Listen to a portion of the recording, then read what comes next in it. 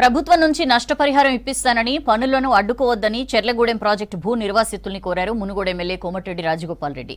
ఇబ్రహీంపట్నం లేదా చింతపల్లిలో నిర్వాసితులకు ఇండ్ల స్థలాలు ఇప్పిస్తామని హామీ ఇచ్చారు. గత ప్రభుత్వం తొందరపాటుతో ముంపు గ్రామాల్లో 50 కుటుంబాలు రోడ్డున పడ్డాయన్నారు. చెర్లగూడెం ప్రాజెక్టు దగ్గర పనులు అడ్డుకుంటున్న భూ నిర్వాసితుల్ని కలిసి మాట్లాడారు ఎమ్మెల్యే. పనులు ఆపడం వల్ల ఎలాంటి ప్రయోజనం ఉండదన్నారు.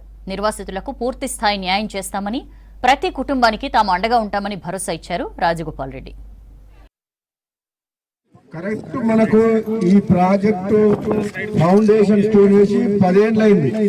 కేసీఆర్ గారు శివన్నగూడెం రిజర్వాయర్ ని పూర్తి చేసుకొని కూర్చొని 2 ఏళ్లలో 3 ఏళ్లలో కంప్లీట్ చేస్తామని చెప్పిండు. ఇప్పటికీ 10 ఏళ్ళైంది ఈ ప్రాజెక్ట్ స్టార్ట్ అయ్యి. ఈ ప్రాజెక్టులకు నీళ్లు సొరంగం ద్వారా, కాల్వల ద్వారా మహబూబ్నగర్ జిల్లాల ఏదుల రిజర్వాయర్ దగ్గర నుంచి అక్కడి నుంచి సొరంగం ద్వారా వచ్చి మన కాలువల వాగులో పడి కాలువల ద్వారా ఇక్కడికి రావాలి. ఇది నిండాలి. వాళ్ళ తొందరపాటు చర్యల వల్ల పైన పనులు మొదలు పెట్టకుండానే ఎక్కడికైతే నీళ్లు రావాలనో ఆ పనులు ఆ సొరంగంతో ఈ కాలువలు దోవినంగా ఈ పని మొదలు పెడితే ఇది అయిపోయినాడు. అది రెడీ ఉంటే తయారైతే ఆడ నీళ్ళు వదిలితే ఇది 2.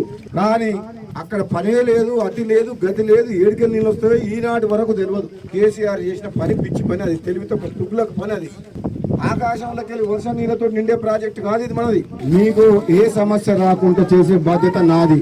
నేను తప్పకుండా ఈ ప్రాజెక్టు కంప్లీట్ చేయడంతో పాటు మీ అందరికీ R&R ఇప్పించి మంచిగా చేసే